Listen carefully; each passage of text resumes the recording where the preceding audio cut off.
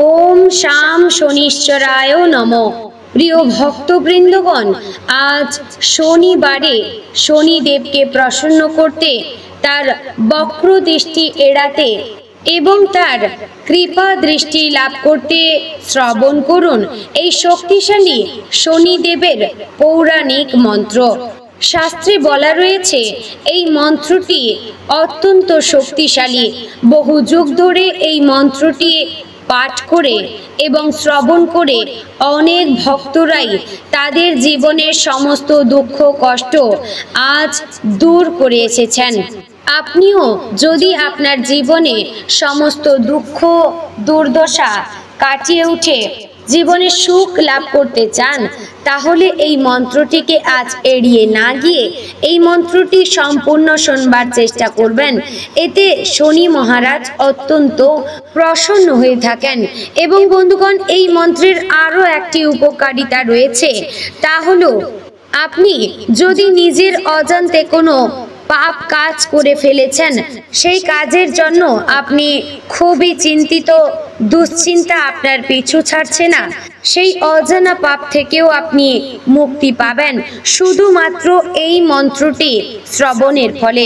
তবে পাশাপাশি আপনাদের সপ্তাহের প্রত্যেকটি শনিবারে শনিদেবের মন্দিরে গিয়ে একটি তিলের তেলের প্রদীপ কিংবা সর্ষের তেলের প্রদীপ অবশ্যই শনিদেবের কাছে নিবেদন করতে হবে। এবং আপনারা কোনো নিরীহ পশুকে কিংবা পাখিকে অবশ্যই দানাশস্য কিংবা জল খাওয়াবেন। এতে কিন্তু শনি মহাদেব অত্যন্ত প্রসন্ন হয়ে থাকেন। চলুন ভক্তবৃন্দগণ, এবার মন্ত্র পাঠ শুরু করব। আপনি যদি শনি মহারাজের প্রিয় ভক্ত হয়ে থাকেন, তাহলে ভিডিওটিকে একদমই এড়িয়ে না গিয়ে সম্পূর্ণ শুনবার চেষ্টা করবেন। জয় শনি দেবের জয়। ওম হিং নীলাঞ্জন সমাভাসং রবি পুত্রং যমগ্রজং ছায়ামার্তণ্ড সম্ভুতং তম নমামি শনৈশ্চরম। ওম হিং নীলাঞ্জন সমাভাসং রবি পুত্রং যমগ্রজং ছায়ামার্তণ্ড সম্ভুতং তম নমামি শনৈশ্চরম। ওম হিং নীলাঞ্জন সমাভাসং রবি পুত্রং যমগ্রজং ছায়ামার্তণ্ড সম্ভুতং তম নমামি শনৈশ্চরম। ওম হিং নীলাঞ্জন সমাভাসং রবি পুত্রং যমগ্রজং ছায়ামার্তণ্ড সম্ভুতং তম নমামি শনৈশ্চরম। ওম হিং নীলাঞ্জন সমাভাসং রবি পুত্রং যমগ্রজং ছায়ামার্তণ্ড সম্ভুতং তম নমামি শনৈশ্চরম।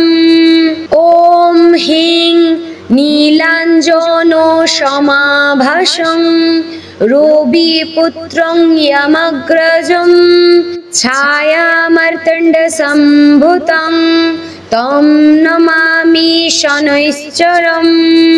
ওম হিং নীলাঞ্জন সমাভাসং রবি পুত্রং যমগ্রজং ছায়ামার্তণ্ড সম্ভুতং তম নমামি শনৈশ্চরম।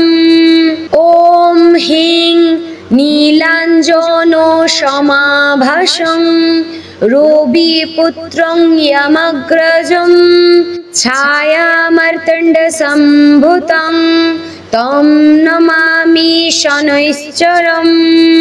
ওম হিং নীলাঞ্জন সমাভাসং রবি পুত্রং যমগ্রজং ছায়ামার্তণ্ড সম্ভুতং তম নমামি শনৈশ্চরম।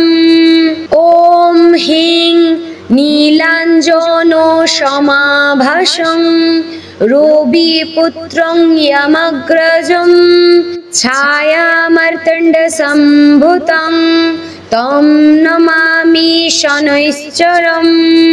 ॐ ह्रीं नीलाञ्जनो समाभासं रविपुत्रं यमग्रजं छायामार्तण्डसम्भूतं तं नमामि शनैश्चरम्।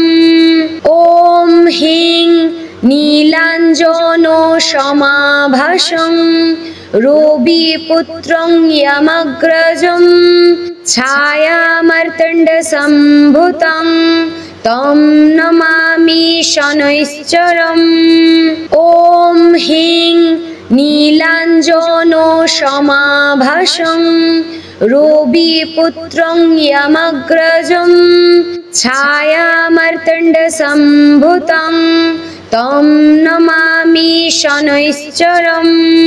ॐ ह्रीं नीलाञ्जनो समाभासं रविपुत्रं यमग्रजं छायामार्तण्डसम्भूतं तं नमामि शनैश्चरम्। ॐ ह्रीं नीलाञ्जनो समाभासं रविपुत्रं यमग्रजं छायामार्तण्डसम्भूतं तं नमामि शनैश्चरम्। ॐ ह्रीं नीलाञ्जनो समाभासं रविपुत्रं यमग्रजं छायामार्तण्डसम्भूतं तं नमामि शनैश्चरम्। ॐ ह्रीं नीलाञ्जनो समाभासं रविपुत्रं यमग्रजं छायामार्तण्डसम्भूतं तं नमामि शनैश्चरम्। ॐ ह्रीं नीलाञ्जनो समाभासं रविपुत्रं यमग्रजं छायामार्तण्डसम्भूतं तं नमामि शनैश्चरम्। ॐ ह्रीं नीलाञ्जनो समाभासं रविपुत्रं यमग्रजं छायामार्तण्डसम्भूतं तं नमामि शनैश्चरम्। ॐ ह्रीं नीलाञ्जनो समाभासं रविपुत्रं यमग्रजं छायामार्तण्डसम्भूतं तं नमामि शनैश्चरम्। ॐ ह्रीं नीलाञ्जनो समाभासं रविपुत्रं यमग्रजं छायामार्तण्डसम्भूतं तं नमामि शनैश्चरम्। ॐ ह्रीं नीलाञ्जनो समाभासं रविपुत्रं यमग्रजं छायामार्तण्डसम्भूतं तं नमामि शनैश्चरम्। ॐ ह्रीं नीलाञ्जनो समाभासं रविपुत्रं यमग्रजं छायामार्तण्डसम्भूतं तं नमामि शनैश्चरम्। ॐ ह्रीं नीलाञ्जनो समाभासं रविपुत्रं यमग्रजं छायामार्तण्डसम्भूतं तं नमामि शनैश्चरम्। ॐ ह्रीं नीलाञ्जनो समाभासं रविपुत्रं यमग्रजं छायामार्तण्डसम्भूतं तं नमामि शनैश्चरम्।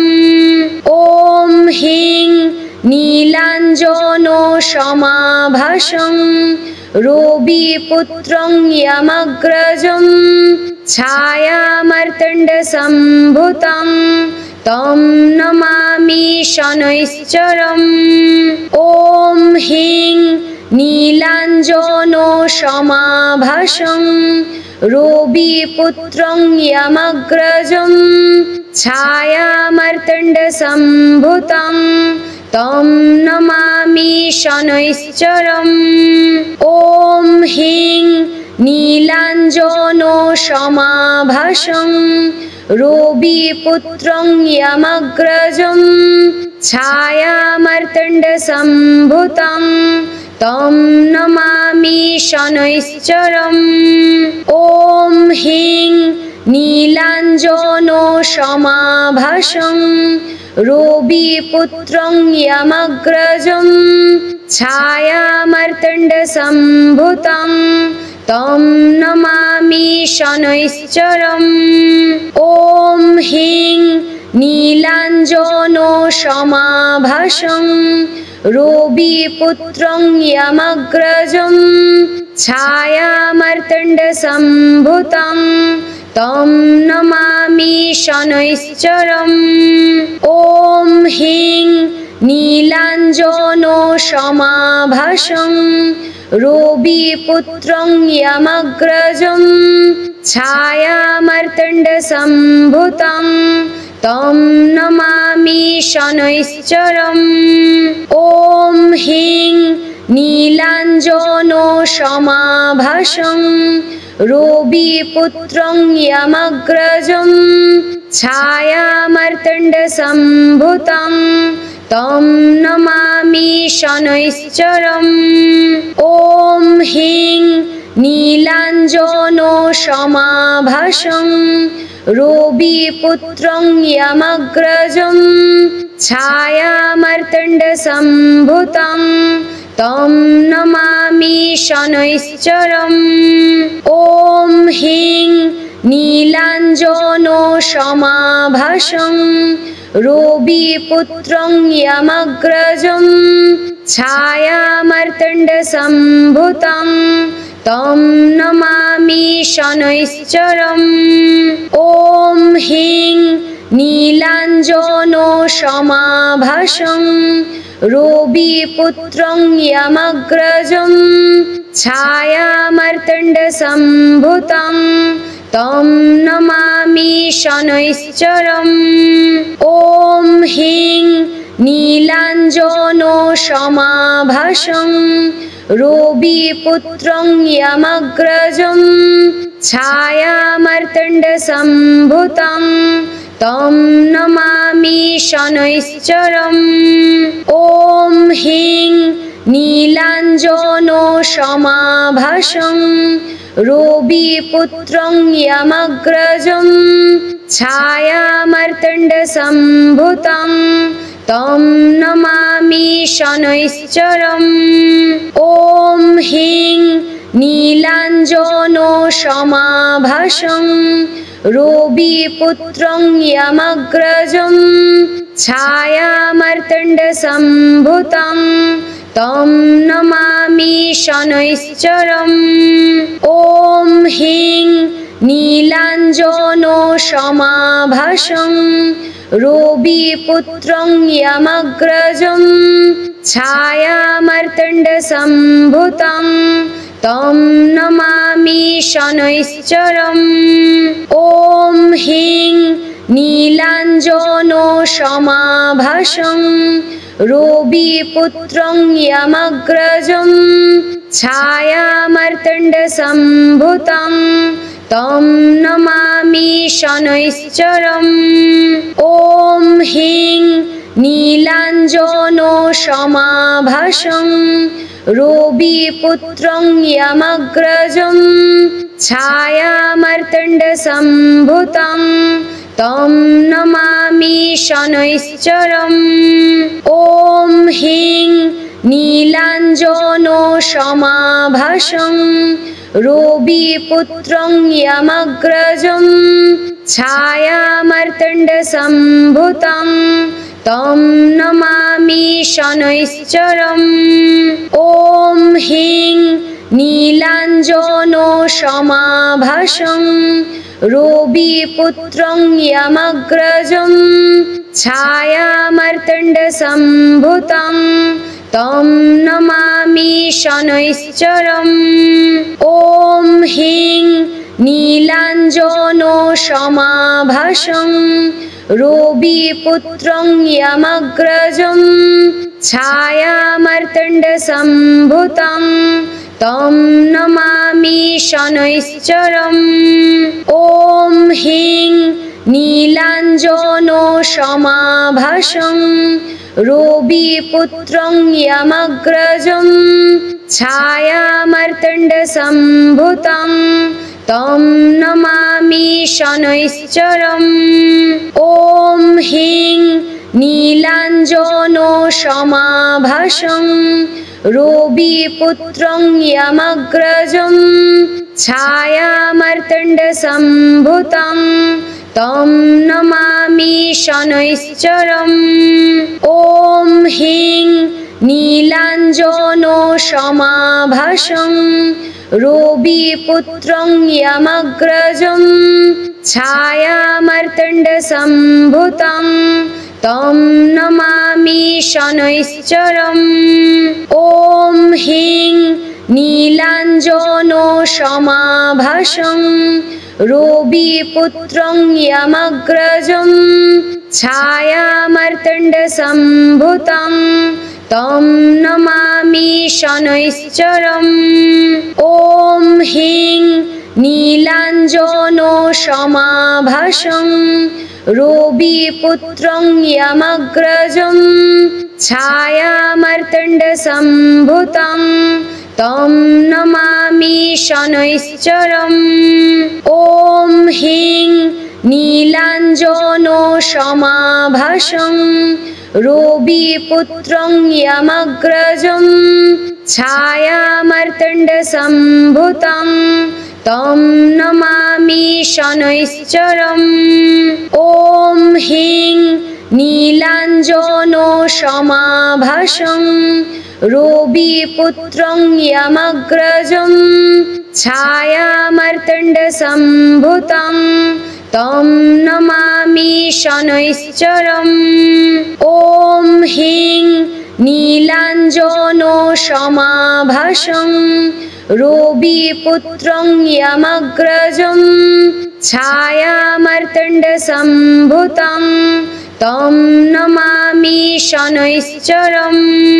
ॐ ह्रीं नीलाञ्जनो समाभासं रविपुत्रं यमग्रजं छायामार्तण्डसम्भूतं तं नमामि शनैश्चरम्। ॐ ह्रीं नीलाञ्जनो समाभासं रविपुत्रं यमग्रजं छायामार्तण्डसम्भूतं तं नमामि शनैश्चरम्। ॐ ह्रीं नीलाञ्जनो समाभासं रविपुत्रं यमग्रजं छायामार्तण्डसम्भूतं तं नमामि शनैश्चरम्। ॐ ह्रीं नीलाञ्जनो समाभासं रविपुत्रं यमग्रजं छायामार्तण्डसम्भूतं तं नमामि शनैश्चरम्। ॐ ह्रीं नीलाञ्जनो समाभासं रविपुत्रं यमग्रजं छायामार्तण्डसम्भूतं तं नमामि शनैश्चरम्। ॐ ह्रीं नीलाञ्जनो समाभासं रविपुत्रं यमग्रजं छायामार्तण्डसम्भूतं तं नमामि शनैश्चरम्। ॐ ह्रीं नीलाञ्जनो समाभासं रविपुत्रं यमग्रजं छायामार्तण्डसम्भूतं तं नमामि शनैश्चरम्। ॐ ह्रीं नीलाञ्जनो समाभासं रविपुत्रं यमग्रजं छायामार्तण्डसम्भूतं तं नमामि शनैश्चरम्। ॐ ह्रीं नीलाञ्जनो समाभासं रविपुत्रं यमग्रजं छायामार्तण्डसम्भूतं तं नमामि शनैश्चरम्। ॐ ह्रीं नीलाञ्जनो समाभासं रविपुत्रं यमग्रजं छायामार्तण्डसम्भूतं तं नमामि शनैश्चरम्। ॐ ह्रीं नीलाञ्जनो समाभासं रविपुत्रं यमग्रजं छायामार्तण्डसम्भूतं तं नमामि शनैश्चरम्। ॐ ह्रीं नीलाञ्जनो समाभासं रविपुत्रं यमग्रजं छायामार्तण्डसम्भूतं तं नमामि शनैश्चरम्। ॐ ह्रीं नीलाञ्जनो समाभासं रविपुत्रं यमग्रजं छायामार्तण्डसम्भूतं तं नमामि शनैश्चरम्। ॐ ह्रीं नीलाञ्जनो समाभासं रविपुत्रं यमग्रजं छायामार्तण्डसम्भूतं तं नमामि शनैश्चरम्। ॐ ह्रीं नीलाञ्जनो समाभासं रविपुत्रं यमग्रजं छायामार्तण्डसम्भूतं तं नमामि शनैश्चरम्। ॐ ह्रीं नीलाञ्जनो समाभासं रविपुत्रं यमग्रजं छायामार्तण्डसम्भूतं तं नमामि शनैश्चरम्।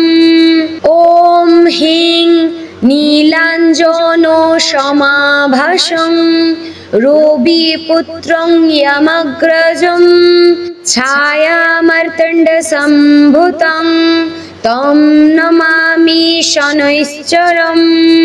ॐ ह्रीं नीलाञ्जनो समाभासं रविपुत्रं यमग्रजं छायामार्तण्डसम्भूतं तं नमामि शनैश्चरम्। ॐ ह्रीं नीलाञ्जनो समाभासं रविपुत्रं यमग्रजं छायामार्तण्डसम्भूतं तं नमामि शनैश्चरम्। ॐ ह्रीं नीलाञ्जनो समाभासं रविपुत्रं यमग्रजं छायामार्तण्डसम्भूतं तं नमामि शनैश्चरम्। ॐ ह्रीं नीलाञ्जनो समाभासं रविपुत्रं यमग्रजं छायामार्तण्डसम्भूतं तं नमामि शनैश्चरम्। ॐ ह्रीं नीलाञ्जनो समाभासं रविपुत्रं यमग्रजं छायामार्तण्डसम्भूतं तं नमामि शनैश्चरम्। ॐ ह्रीं नीलाञ्जनो समाभासं रविपुत्रं यमग्रजं छायामार्तण्डसम्भूतं तं नमामि शनैश्चरम्। ॐ ह्रीं नीलाञ्जनो समाभासं रविपुत्रं यमग्रजं छायामार्तण्डसम्भूतं तं नमामि शनैश्चरम्। ॐ ह्रीं नीलाञ्जनो समाभासं रविपुत्रं यमग्रजं छायामार्तण्डसम्भूतं तं नमामि शनैश्चरम्। ॐ ह्रीं नीलाञ्जनो समाभासं रविपुत्रं यमग्रजं छायामार्तण्डसम्भूतं तं नमामि शनैश्चरम्। ॐ ह्रीं नीलाञ्जनो समाभासं रविपुत्रं यमग्रजं छायामार्तण्डसम्भूतं तं नमामि शनैश्चरम्। ॐ ह्रीं नीलाञ्जनो समाभासं रविपुत्रं यमग्रजं छायामार्तण्डसम्भूतं तं नमामि शनैश्चरम्।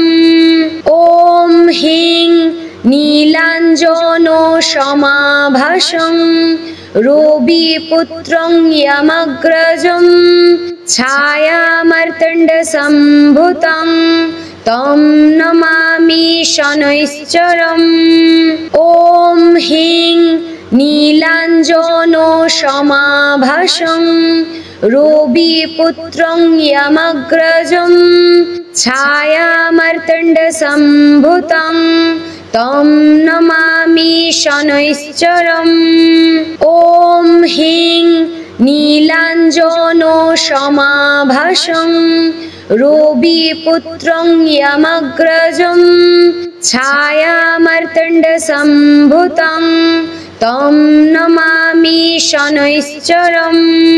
ॐ ह्रीं नीलाञ्जनो समाभासं रविपुत्रं यमग्रजं छायामार्तण्डसम्भूतं तं नमामि शनैश्चरम्।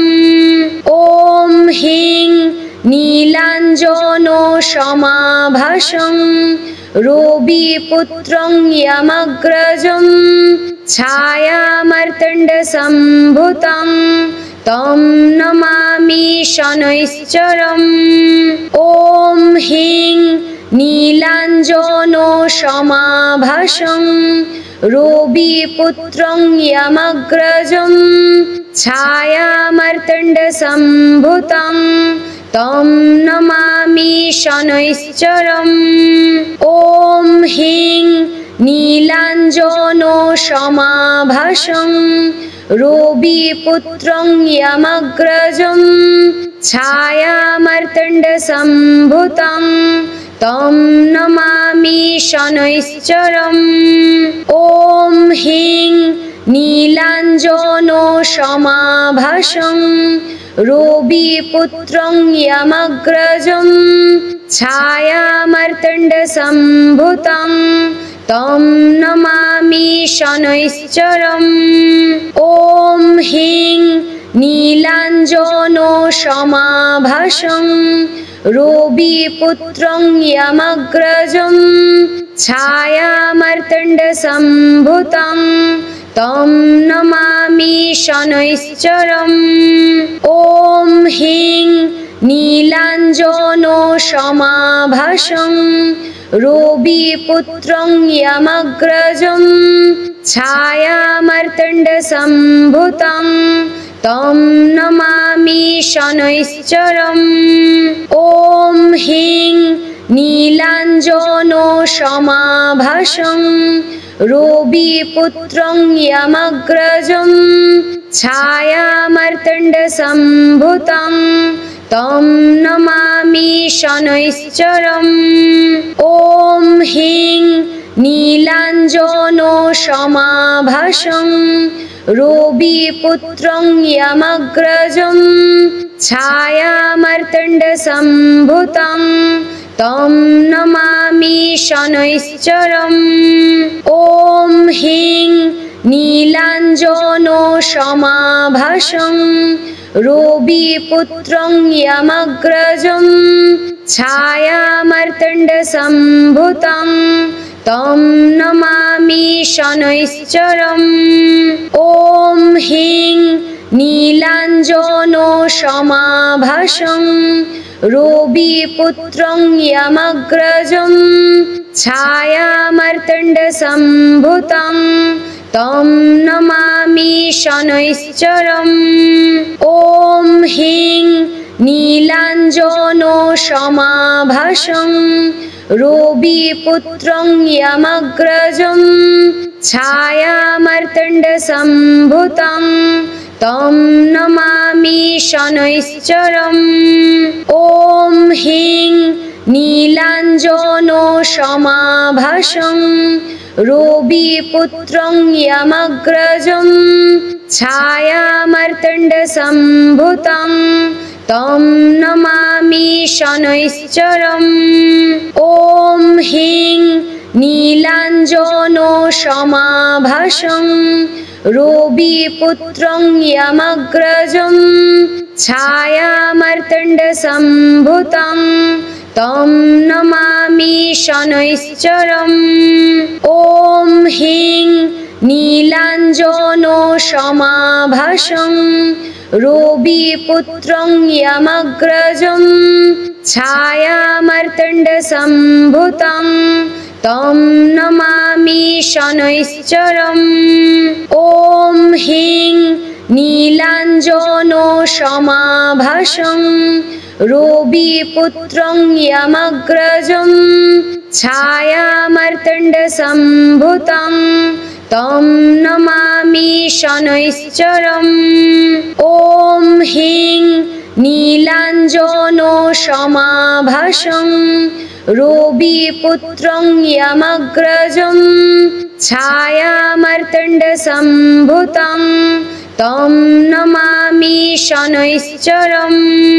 ॐ ह्रीं नीलाञ्जनो समाभासं रविपुत्रं यमग्रजं छायामार्तण्डसम्भूतं तं नमामि शनैश्चरम्।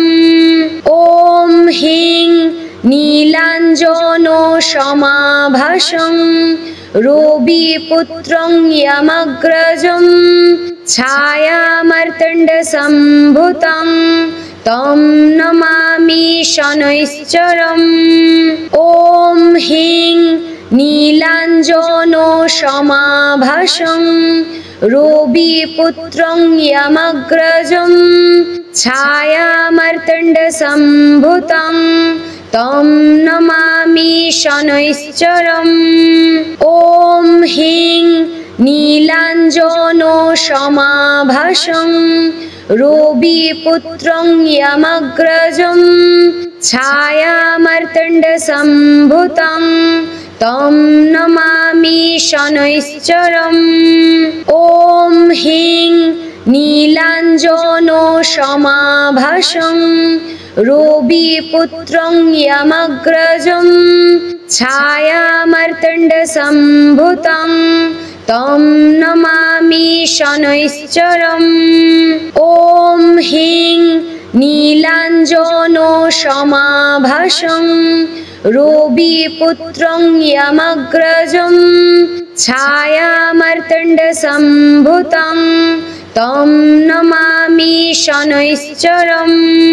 ॐ ह्रीं नीलाञ्जनो समाभासं रविपुत्रं यमग्रजं छायामार्तण्डसम्भूतं तं नमामि शनैश्चरम्। ॐ ह्रीं नीलाञ्जनो समाभासं रविपुत्रं यमग्रजं छायामार्तण्डसम्भूतं तं नमामि शनैश्चरम्।